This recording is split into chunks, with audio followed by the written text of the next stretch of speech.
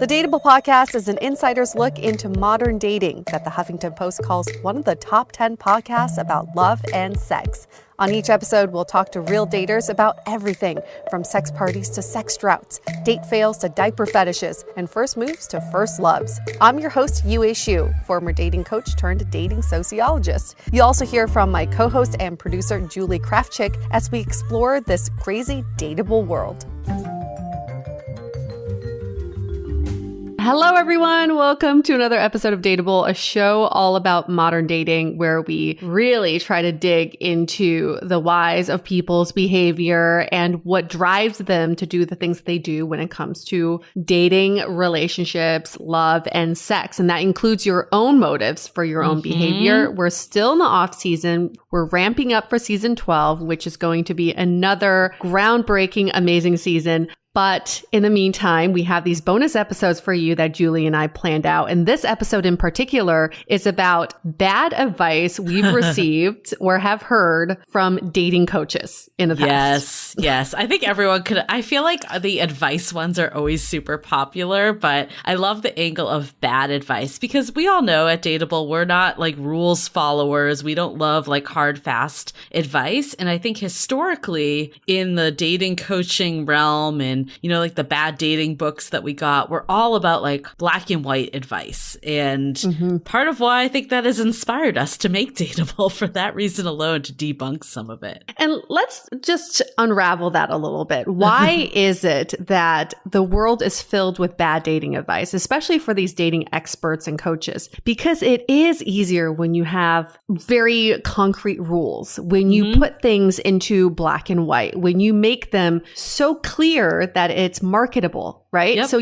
from a business standpoint, it makes sense because that's what sells your books. That's what sells your audiobooks, etc. But we really believe that there is no one universal rule for dating. So how could there be all this advice and rules out there that apply to everybody? But they could possibly apply to some people. We've gathered just some of the advice that we think just really do not apply to anybody anymore. Maybe they're just more outdated, right, Julie? Yeah, this was kind of a fun exercise to dig up some of the bad advice.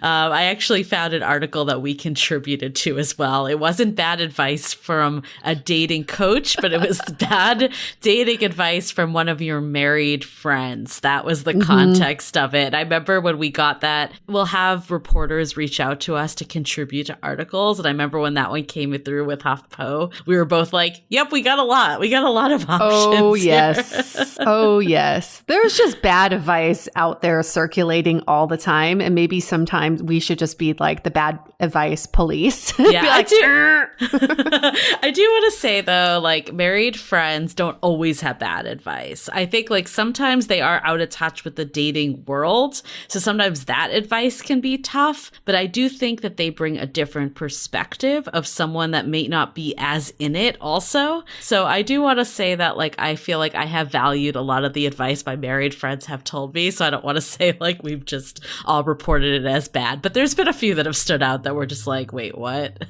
Yeah, Julie's trying to salvage her friendships right now. It's like, no, my married friends are legit sometimes. I swear. There was one of our friends was like, here's this guy. I think one of you guys should date him, right? Do you remember this? We were at... How can I forget? We were at a Dreamforce party. For anyone not in San Francisco, like tech, like, I mean, I think most people, even if you're not in San Francisco, it's a tech Coachella. Has probably heard about Dreamforce. So like Salesforce, obviously major thing, but they would have all these like parties, and we're at a party and my friend's coworker was gonna like meet us, and she like shows the photo to Yue and I, and she's like, one of you guys should date him. We're like, yeah, he's really cute. This was when we were both single. And then she's like, yeah, he's married with 3 kids. We're like, what? Why would you even show us him? And she's like, oh, they'll probably break up soon. The ironic part is now she's married with 2 kids. But well, the best part was she had no evidence to support this claim. She was just like, due to statistics. Right. We're like, are they unhappy? She's like, I don't know. I don't really know much about his personal life. We're like, what? Great. Thanks. So we're like, so go after unavailable people. Yeah, that's bad advice. I don't care really what you're. Yeah. Great advice. Well, before we dive into this, I guess we really should talk about our event that's coming up this week. Oh, yes. With the sounding board. We're talking about schemas. If you haven't been around for the last episode, not the last episode, but we had an episode in season 11 about schemas with Dr. Abigail Lev. And schemas are basically like how you're wired and how your innate beliefs drive your behavior, which is like the tagline of our podcast, basically. Exactly. But the schemas are very interesting because the more you learn about your own schemas and your partner's schemas or other people's schemas, the more you're able to find ways to communicate with them and communicate with yourself. So it's a very powerful tool. And Dr. Lev is going to dive deeper into that. And we don't want to call it diagnose, but she can basically pinpoint your schemas by just asking you a few questions. It's like magic. But she's going to be doing a workshop. So for people that are new to Dateable, we have a premium membership group called the Sounding Board, where there's multiple tiers, but one of our main kind of features that spans across a couple of the tiers is we do a monthly virtual live event, and they're all super interactive. They're not your average Zoom. We get it. You don't want to be on Zoom. These are not your average Zoom party. And we are doing like a full-on workshop that I swear is probably like a couple $100, like if you were to do this like outside of us. So we're really lucky to have friends like Abigail and like people that are in our network that are like doing this. And it's actually like something we keep saying is like, we take it for granted, the really cool people we're exposed to. And it's pretty awesome that they're willing to spend their time and talk to all of you guys more in a small, intimate environment. And this is a great follow-up to the live stream that we had this week, which was incredible. We talked about core values. And I think for UA and I, this like theme of core values have just been kind of coming at all angles. We've been recording season 12. We have some really great guests in store. We're so excited about it. And there's been a theme of like, what really matters for the long haul? And we also did the dry run with Dr. Abigail Lev of basically the workshop of turning schemas into your like relationship values. So this is basically just like a way to kind of extend on that even further. And just gaining more knowledge about yourself. It's always going to be more powerful. It's never going to hurt you. It will just make you into an even better partner for someone else or yourself. So these are things that we believe that we are in service of something when we have these workshops. We're in service of people to gain better control of their love lives and their own behaviors. So check it out. dateablepodcast.com/sounding board if you like more information about the sounding board in general or this event. Yeah, next month is Most Dateable contest. So we've already been getting the submissions in. So we're going to have kind of a community-wide ability to come. We will be selling tickets a la carte too. And they actually are available right now. dateablepodcast.com/events. That is currently live right now. And you can actually get your early bird tickets. The event will be on Thursday, February 18th. And it will be free to sounding board members at the tiers that include events. And then anyone that's at the tier that doesn't include events will still get a big discount.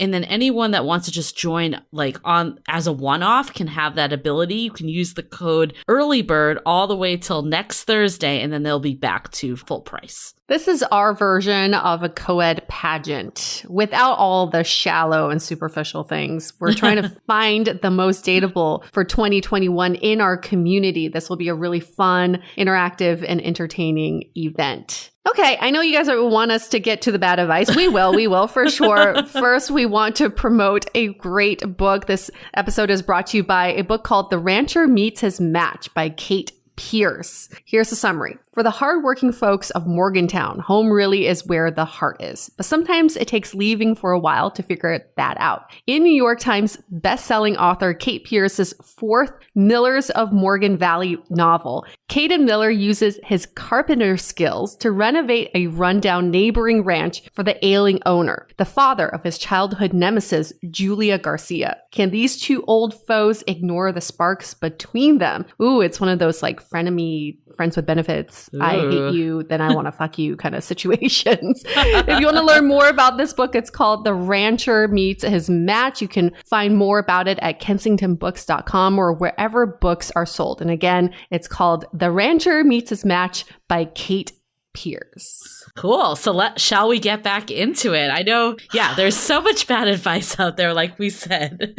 I think the one that stood out to me first that I saw was just pretend you're not interested. Just show no interest at all. Act like you don't care. Yeah, this one really bothers me. It's like the whole play hard to get. What are you playing hard to get here? If you are someone looking to get into a relationship, someone looking for companionship, someone looking for love, why would you pretend you're not interested in that? Yeah. And also I feel like act like you just don't care. The other person is going to think you don't care and they're going to move on to someone that does care if they actually are looking for that. I do think like the whole like chasing and playing hard to get, that really is like for people that aren't actually looking for serious relationships. Like I know I definitely kind of went to some of those rules in my like 20s because I was clueless and I thought that was like the way to get someone. And also looking back in retrospect, probably just wasn't really ready for like a long-term relationship. Like I was kind of playing the game. And I remember like as soon as I actually showed someone interest back and like wasn't so like, you know, vague and mysterious, that's when things started to happen. I don't know. I don't hear that many stories where when someone acts totally uninterested, they actually end up having a relationship with that person. It just never works out that way. And it's always a temporary thing because pickup artists love to do this. You know, they love to give that advice. And that's where this advice really comes from, is the pickup culture. But it only gets you interest for a second, but it's not a good foundation for a long-lasting relationship. Right. So we really hate this one. And Julie, I just realized we're both wearing black today. It's like we're at a funeral for bad advice. We're going to put this one 6 feet underground, RIP, bad advice. I do think we subconsciously showed up that way. Yes, we did. Yes, we did. I think also, I do remember a dating coach talking to a dating coach when I was going through something pretty serious with my ex. And her advice to me was to like kind of act like I don't care and remove myself. And I'm like, oh my gosh, wait, that's the worst. Like when I'm like in a serious relationship, I'm like, literally that is the worst thing I could do. If that's the relationship, it's going to be like, I don't want to be in that relationship. Like, why would I do that? Like that makes no sense. That's just horrendous. And that's just like bad mixed signals for your partner. They would just think, does she really care about me or not?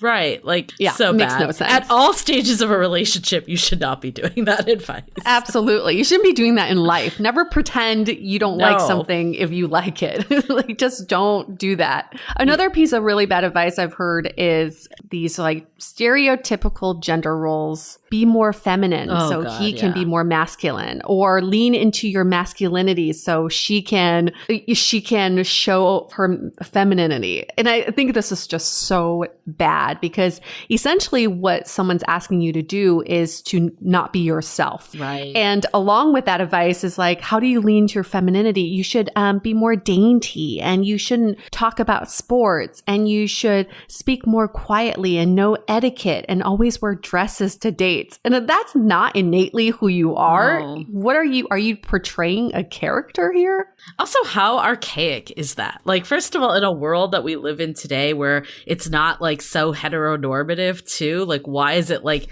assigning two specific roles to people? Like there's so people like regardless of your sex, regardless of your gender, regardless of anything, you can have feminine and masculine qualities. I don't even like to call them feminine and masculine qualities because it's putting it there. At least the things that people traditionally associate with that. I think a lot of people have a combination of both. It's not just one or the other, and that doesn't matter like who you are. And to some extent, this implies that if you lean into your femininity, you're showing weakness or you're being more demure. And if you're leaning into your masculinity, you've all heard this sex advice, just throw her against the wall, just ravish her. And that's not how things work either, because what if your partner doesn't like that? So I also don't like the stereotypes that are implied in those words when used in this context. So let's just RIP that too. Like, just murder that shit. We don't want that. I know. Just find someone that you get along with and vibe and you're equals. I think that really is the world that we're going to, is like you hear people say partner. I think partner used to be reserved for same-sex couples. Mm-hmm. And it's something that is now kind of just the norm across like all, whatever, regardless of what your sexuality is, because there isn't this like imbalance based off of your gender and like what your masculinity or femininity is. Amen. Yeah. Okay. The next one that was on the list: never talk about religion, sex, or politics. Okay. Especially in the world we live in today. Like, yeah, I need to know that shit right away. Also, sidebar, this is going to be a little sidebar, but did you hear about how on Bumble, women are basically, I shouldn't say it's just women, although I think it is what that was written up in the article, but basically people have been changing their status to conservative, and they're trying to essentially find people that went to the Capitol and like turn them into the FBI off dating apps, which is crazy. That is the little sidebar. Trying to trap people. Whoa. There was Here's a special message from our sponsor, Gobble. Do you remember at the beginning of the pandemic when everyone was like super pumped about cooking and sharing their food photos? Right? Remember that? And like a million months later, no one's posting their food photos anymore because we're all so freaking sick of cooking. I know, at least for me, I just need variety in my meals, and I can't accomplish that by just cooking on my own. That is why Gobble is the perfect meal delivery solution, because you can whip up delicious and healthy meals in 15 minutes or less. Gobble enlists an army of sous chefs that do the time-consuming work for you. And we just tried the miso glazed salmon, and it was divine. Everything comes with pre-portioned fresh ingredients such as already chopped veggies, spice blends, and perfectly simmered sauces. Just pick meals from Gobble's extensive menu each week, including a variety of flavors, classic dishes, global recipes, and delicious vegetarian options, plus a line of lean and clean recipes featuring low calorie and low carb options. And by the way, they also have breakfast and desserts. Yeah, that's right. See what a difference Gobble will make for your household. They're offering our listeners this fantastic limited time deal for 6 meals for just $36, plus free shipping. That's dinner for 2 people for 3 nights, all for just $36. An offer only available through gobble.com/dateable. Get this special offer now by going to gobble.com/DATEABLE for 6 meals, $36. This episode is brought to you by Thrive Cosmetics. We all know that when it comes to beauty products, there are just so many choices, but we're going to make the choice simple for you. Try Thrive Cosmetics, a line of high-performance, award-winning products that are both vegan and cruelty-free. Plus, for every product you buy, they donate to help a woman thrive. Their clinically proven formulas highlight your best features and improve your skin over time. All Thrive products are formulated without parabens, sulfates, and phthalates. Those of you who've been listening to us for a while know that we are obsessed with the Liquid Lash Extensions Mascara, a best-selling product that's sold every 5 seconds. I've totally given up on lash extensions since using this mascara. This flake-free, smudge-free, and clump-free mascara has more than 11,000 5-star reviews and won Glamour's Best Clean Beauty Products of 2020 award for the best mascara. Start thriving and help women in need today by going to thrivecosmetics.com/dateable for 15% off your first purchase. That's Thrive, CAUSE medics.com/DATEABLE for 15% off your first purchase. thrivecosmetics.com/dateable. One that put it up in our Facebook group, and she's like, regardless of where you stand on this, you got to give women credit for their like, like reining it in stalker status. And I'm like, damn Holy right. Shit. Wow. And I say stalker not as a bad thing. I was looking up someone with a friend, and I found them like within like 2 seconds. And they were like, how did you do this? And I'm like, this is just like survival of the fittest. This isn't even stalker anymore. That's just called collecting information. Right. It's protection. It's protecting yourself. But anyways, regardless of where you stand, I feel like it would be a red flag to me if someone was not willing to have a conversation, regardless of where they stood on it.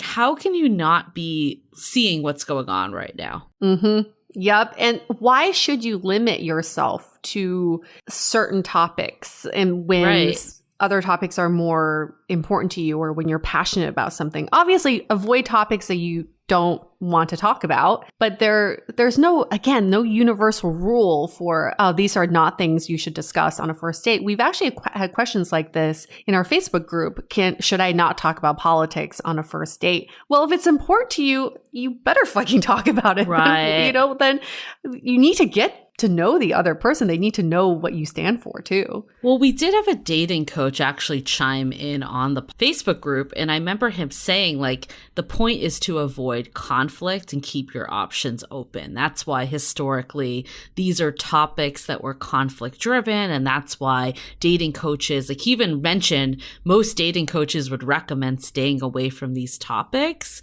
And I think the feedback was like, that is in the, like, not in modern day. Like that's traditional world. And I think ultimately, like, it depends how important it is to you too. Like for religion, like if you know that you need to be married to someone of the same religion to you, or like, you know that religion, like either two people being atheists or two people being super involved is essential for you, why would you wait till like date 5 to figure that out? If it's not as important to you, maybe then it could wait. And I'm sorry, conflict avoidance is a little different than, I guess, date etiquette. To me, like Dr. Alexandra Solomon has said this on our show, who teaches one of the most popular classes at Northwestern called Marriage 101.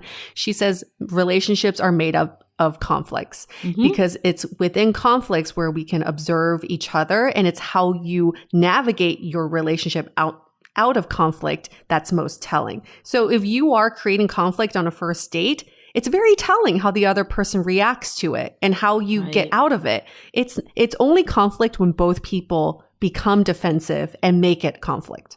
100%. And yeah, I think it's also like if someone doesn't want to talk about it, like asking them why they don't want to talk about it too, and not just being like, oh, we're not going to talk about this ever. Like maybe there is a valid reason. I don't want to like discount anyone that's not willing to talk about it too. Like maybe there is something that's going on for them.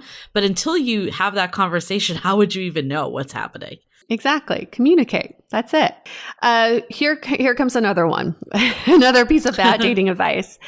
This one's kind of a big one. Okay, it might be controversial. It's you deserve better. You need to go out there and find someone who you deserve.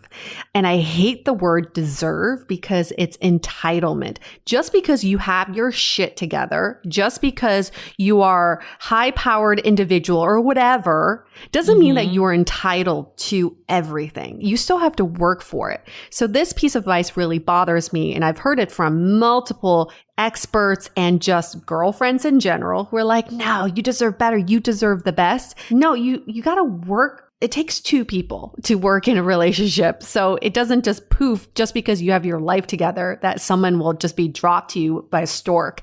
Like it doesn't work like that. So no, you don't deserve better. You got to work to get better.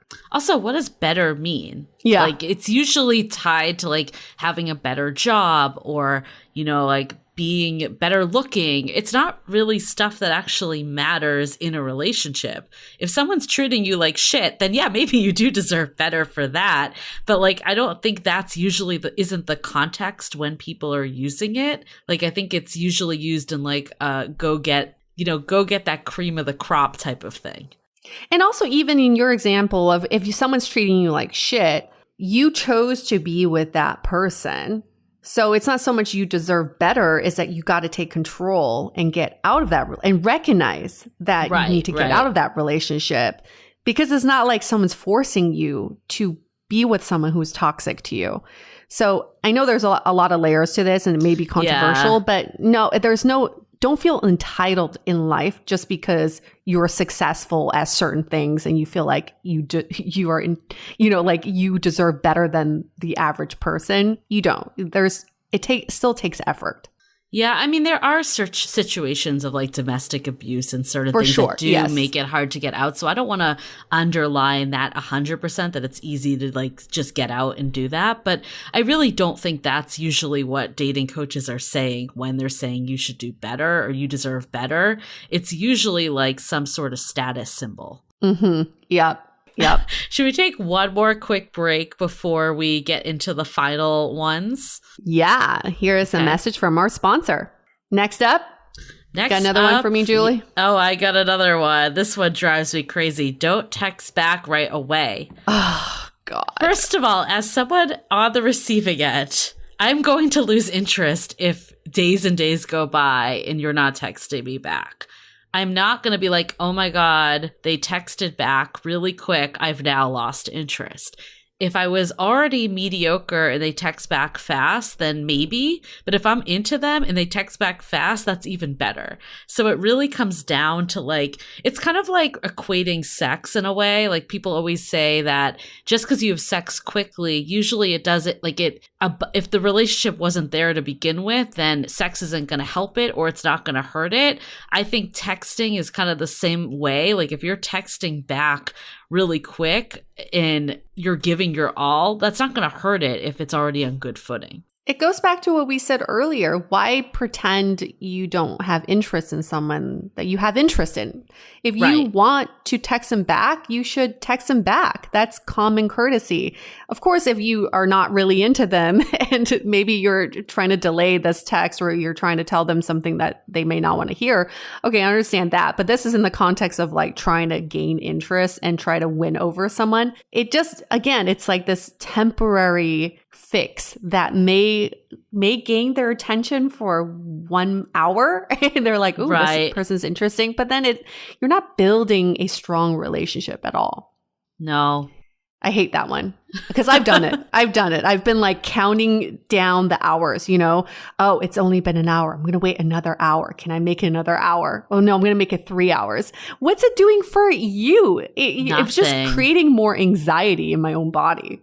And then if they're doing it and then you do it, you basically just become in like this endless loop of no one showing their face and their feelings for each other. And that just dies, basically. I used to think of this. I had this idea for an SNL skit where two people are competing to see how delayed they can text each other back to the point where like one person, it takes like a year. Yeah, basically that's what's gonna happen. It's just gonna keep like everyone just like outdoes each other. Like, oh, they waited an hour, I'm gonna wait 3 hours. 2 hours, They waited 10 years, I'm gonna wait 20, bitches. Right. Oh God, that is such a turnoff. Such a turnoff. Yeah, don't. Yeah, and we're all so much on our phones these days. Come on, like, don't take that long to text back. I think also, too, it was like back in the day that was to show that you had a life. Mm-hmm. And I think now, like you were saying, everyone's on their phone. So you could still have a life. People are going to know if you're just not texting them. Yeah, it's just fucking rude. Just don't do it. Right. And like if you don't see it for an hour, that's one thing. But if you like see it and then purposely don't respond an hour later, like you're just fucking with yourself and them. Yeah, I can't deal with that. No, murder that too. Let's murder that. Burying that. This is my last one. This one really irks me too, especially geared towards women. I've heard this advice is don't come off too intimidating. Don't talk about your accomplishments, your career. Don't talk about anything you've done that he may find competitive for him. And just only talk about like food and travel, you know, the neutral things. I hate that so much. Why is that even a piece of advice that has gotten through all filters? Like, I hate that. Oh my God. Yeah, that you only have one more, but we could probably go on for this one a little because this is bad advice. I think also it's like I don't know, it's like one of those things like if that's not who you are, and why would you want someone to like fall for someone that you're not in a way? Like you're going to just suppress your career ambitions because now you have someone interested in you? Like that's kind of messed up. Yeah. And then I always hear like women say, well, I have a bad time dating because men find me intimidating. So then it becomes an excuse, right? Like, men find me intimidating.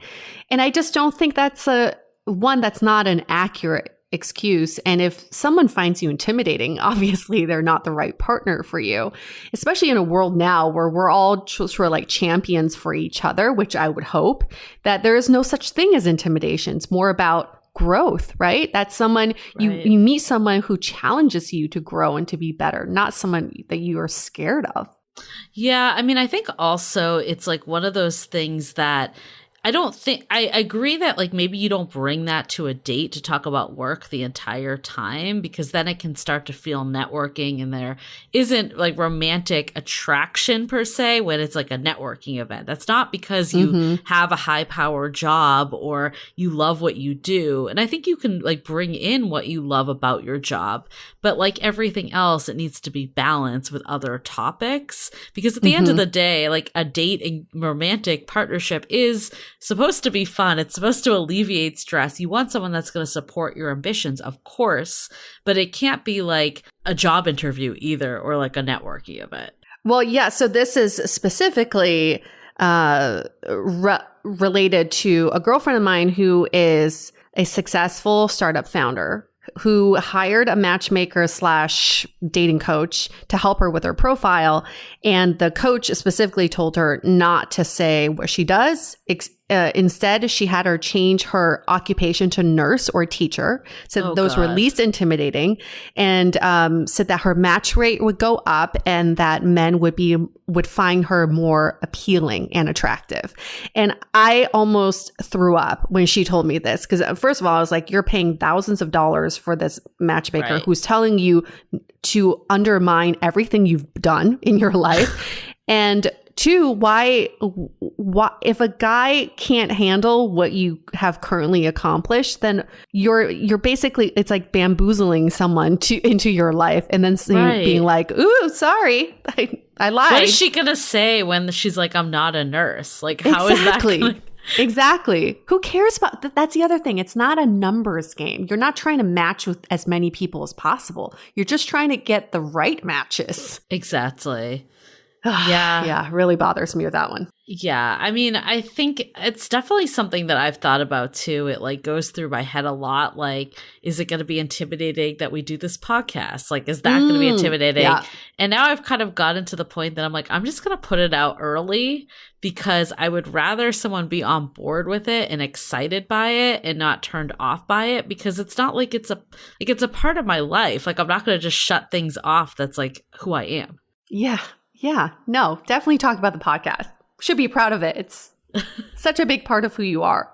All right. Those are top bad dating advice that we've heard from dating experts and coaches all around. We love to hear some bad advice you've gotten throughout the years. Definitely reach out to us either on Instagram at Dateable Podcast or email us, hello@dateablepodcast.com. Also, if you love us because we love you, please give us a good rating in Apple Podcasts. That 5 stars goes a long way for us. It's like ammunition and fuel for what we do, and we can just keep cranking out even better content, faster content with awesome guests all the way through. So thank you for those of you who've given us reviews. If you haven't yet, super simple, Apple Podcasts, just 5 stars and maybe write a little something, like a little love note to us. We appreciate that. We read them all. We love them.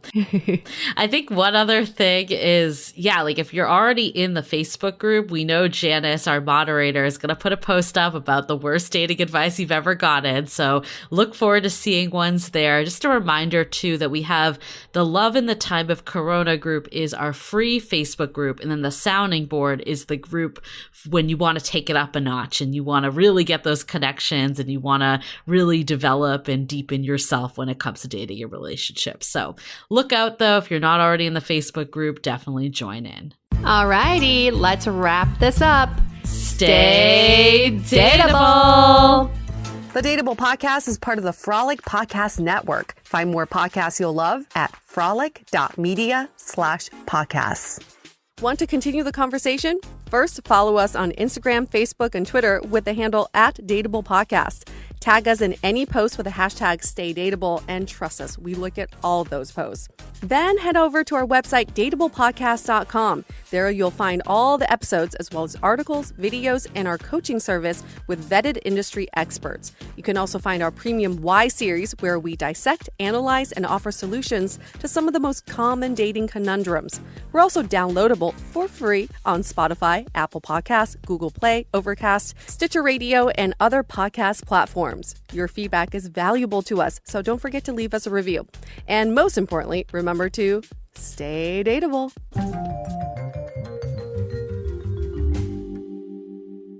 Good afternoon. Would you like to try a free sample of our double fudge brownie? Oh, sure. That's very good. I'll just take one more, just to be sure. Yep, still very good. Some things never change, like never being able to take just one free sample. And Geico saving folks lots of money on their car insurance. Is that macadamia nut I taste? Let me take one more. Sir, Yeah, I thought so. 15 minutes could save you 15% or more.